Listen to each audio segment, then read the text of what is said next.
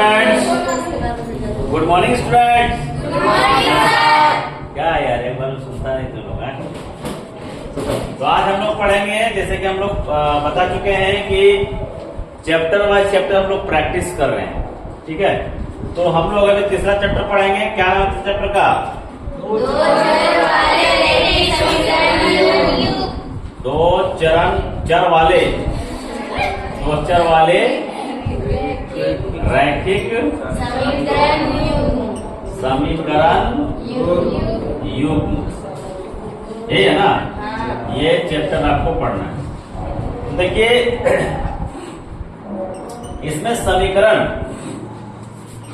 दो चर वाले, दो चर माने एक्स और वाई दोनों हैं, इसलिए इसको दो चर वाले कहा जाता है।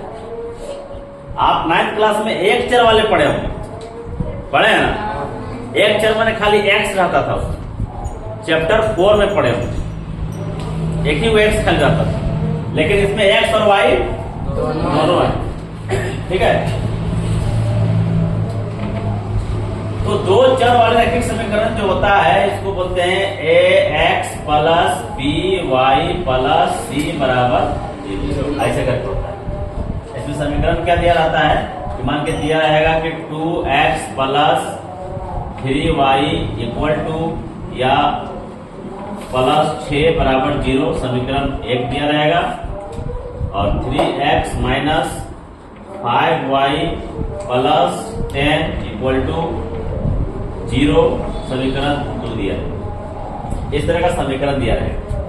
इस समीकरण का हल करने का मतलब कि x और y का मान निकालना रहेगा, है ना। सबका ध्यान यहाँ होना चाहिए। x और y का मान निकालना रहेगा। तो x y का मान निकालने के लिए विभिन्न तरह के विधियों द्वारा इसको निकाला जाता है। उसमें से पहला विधि होता है ग्राफीय विधि। क्या होता है? ग्राफीय विधि, ग्राफ के द्वारा। दूसरा होता है प्रतिस्थापन विधि, प्रतिस्थापन विधि। और तीसरा होता है विलोपन विधि।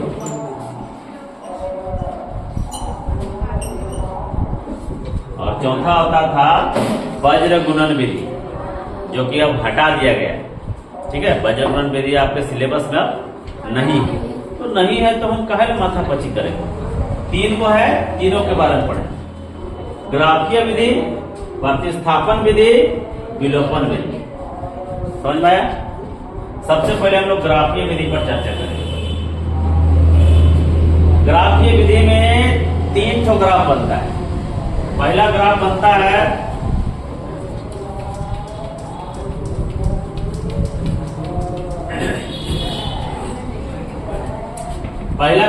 है इस टाइप का।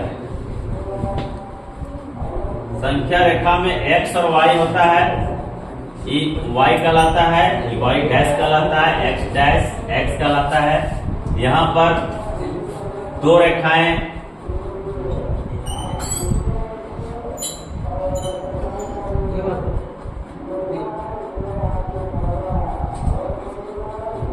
इस तरह से प्रतिच्छेद कर रहे हैं, समझे। तो ये प्रतिच्छेदी कहलाता है। प्रतिच्छेद जब करता है तो मान के चलो ये x है, या x का मान आ गया 2 4 6 8 कुछ भी रहे, x का मान आ गया। और ये y है तो क्या मान आ गया इसमें? y का मान आ गया। तो x और y का मान निकल गया। इसको बोलते हैं प्रतिच्छेदी रेखा। ये प्रतिच्छेदी तरीका से बनता है। और एक बनता है आपका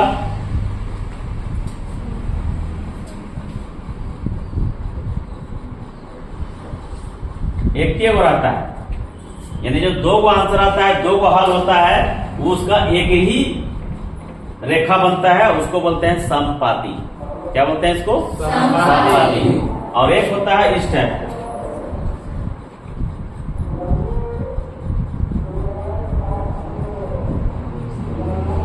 ये दोनों समांतर कहलाता है। कि दोनों रेखा बना, लेकिन ऐसा बना कि दोनों आपस में कहीं भी आपस में प्रतिच्छेद नहीं किया, उसको बोलते हैं समांतर। ये समांतर कहलाता है, ये समपाती कहलाता है, और ये प्रतिच्छेदी, इसको बोलते हैं समांतर। ये समपाती और ये प्रतिच्छेदी। समझे? तो ये 3 तरीका का इस्तेमाल करके ग्राफीय विधि का हल किया जाता है। तो थोड़ा सा हम लोग इसके बारे में चर्चा करेंगे, ठीक है।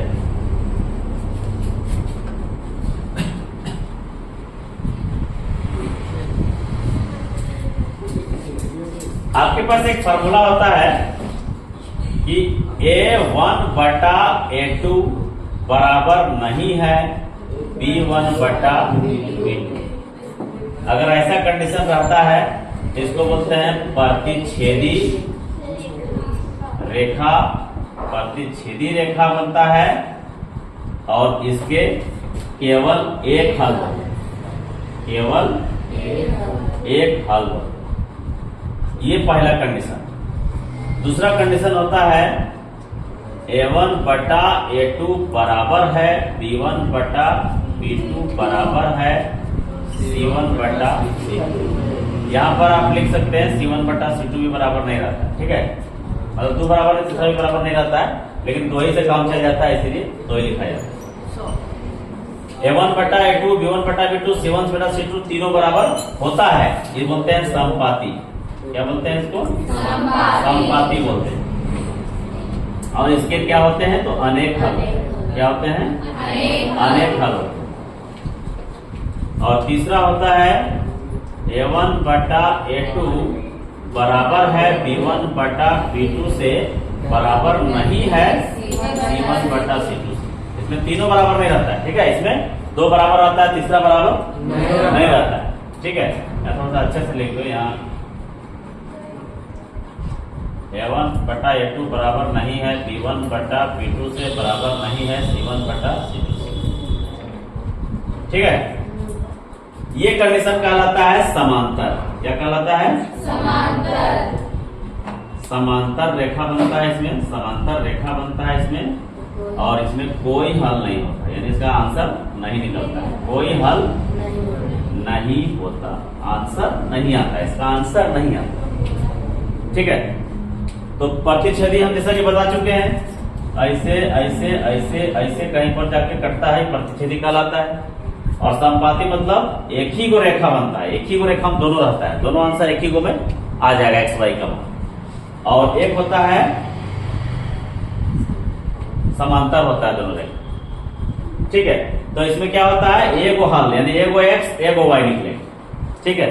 और इसमें मतलब अनेक हल निकल सकते हैं, समान रहता है इसीलिए। और इसका मतलब हो गया कि कोई हल नहीं निकलेगा, हल निकल भी नहीं करेगा, इसका कोई आंसर नहीं। तो इस चीज को कहा जाता है संगत। इसको क्या कहा जाता है? संगत। संगत। इस कंडीशन को संगत कहते हैं, इस कंडीशन को संगत कहते हैं। और इस संपाती वाला कंडीशन को भी संगत कहा जाता है, याद रखिएगा। इसको भी क्या कहते हैं?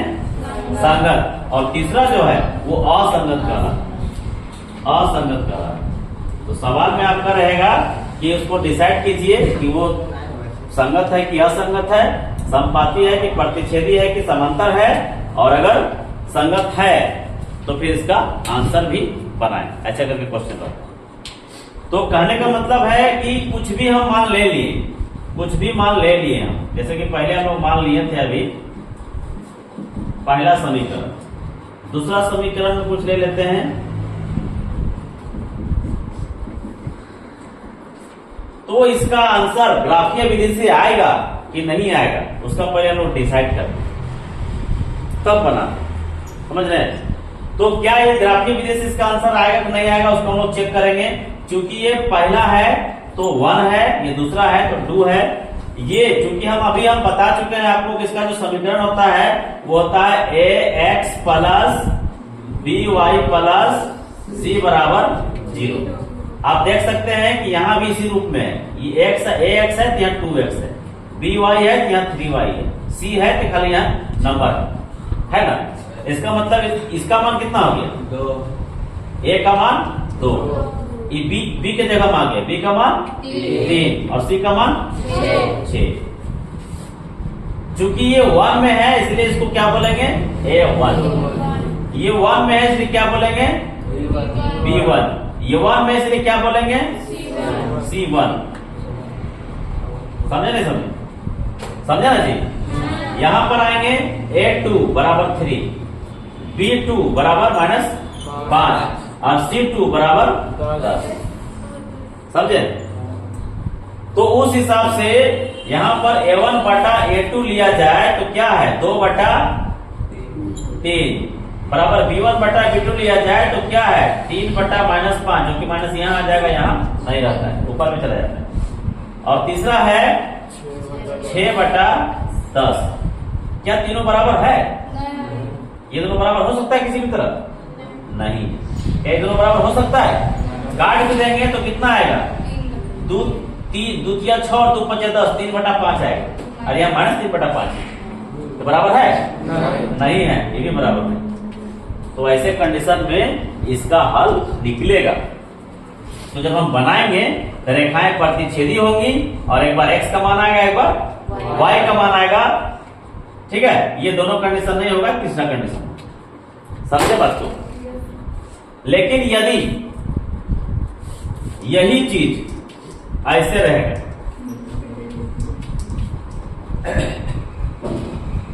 टू एक्स प्लस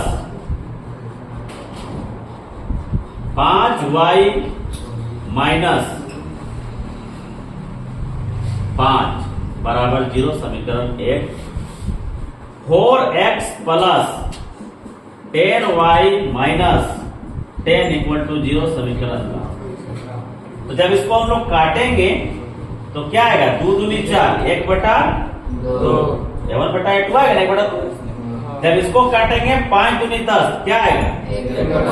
और जब इसको काटेंगे 5 दूनी 10 तो क्या आएगा? 1 बटा 2। तीनों बराबर हुआ।